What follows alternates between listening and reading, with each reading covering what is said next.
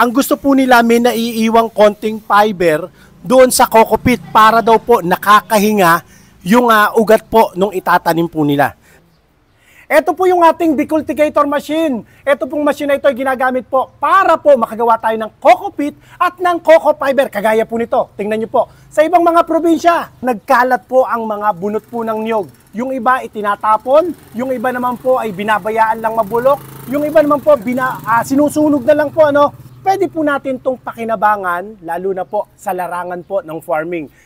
Alam po yan ng mga mahilig pong mga magtanim po dyan. Hahalaman, ang tawag po ron ay coco peat at coco fiber. Ito pong machine na ito po ang napakabilis gumawa ng coco peat at ng coco fiber. Kaysa bumili pa po tayo niyan, yung basura po sa ating paligid, pakinabangan po natin. Pakita ko po sa inyo.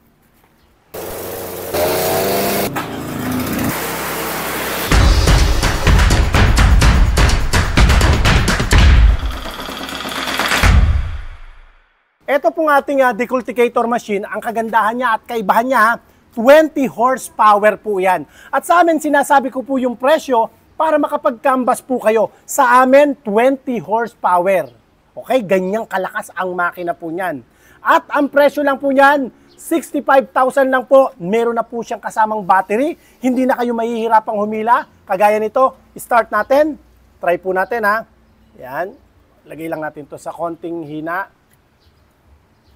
Ayan. Okay. Try natin. Start.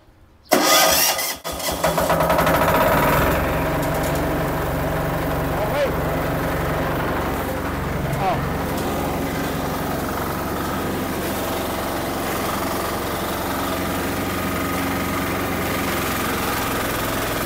Ayan. Dito yung coco fiber. Coco fiber.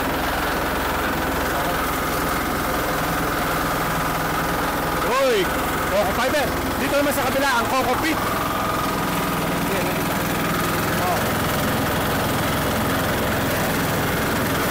Okay.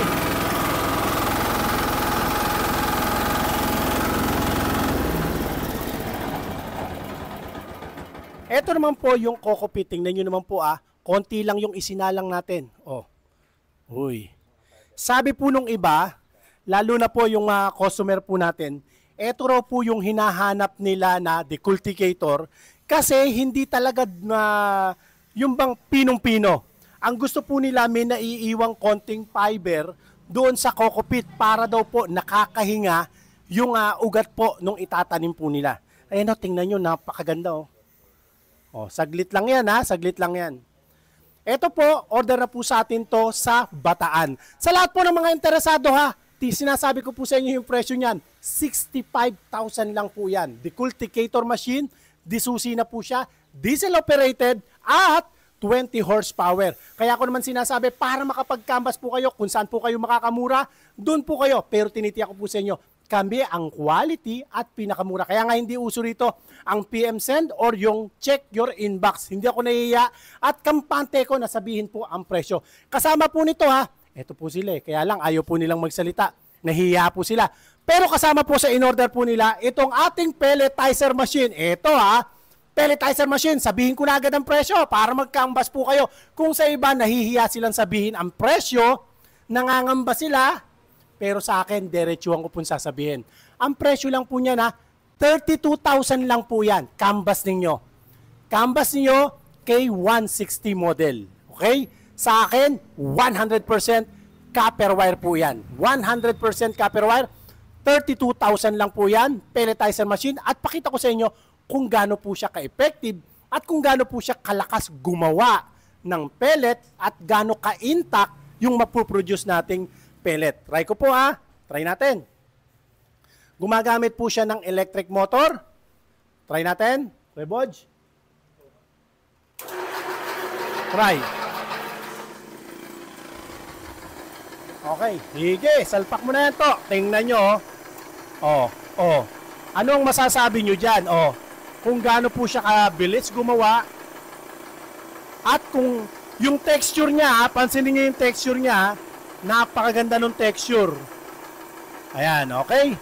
At pakita ko po sa inyo Kuya Bodge, pakipatay mo na. Pakita ko po sa inyo Tingnan nyo ha. Ibabagsak ko po ito ha. Ibabagsak ko. Tingnan nyo po kung nagkakadurug-durug siya. Ayan o.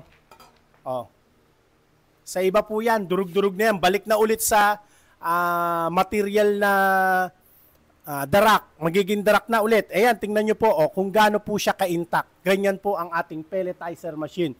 Okay, sa lahat po ng mga interesado, mga kadiskarte, ang ating cellphone number, naka-flash po dyan sa inyong screen. Pakishare nyo po ang ating video sa mga kakilala o mga kamag-anak po ninyo na sa tingin nyo po nangangailangan ng ganitong makina. At huwag niyo rin po akong kakalimutang i-follow dito po sa ating pong channel, Diskarte Pinoy TV. Maraming salamat po sa inyo at ingatan nawa po kayong palagi ng Panginoon. God bless po.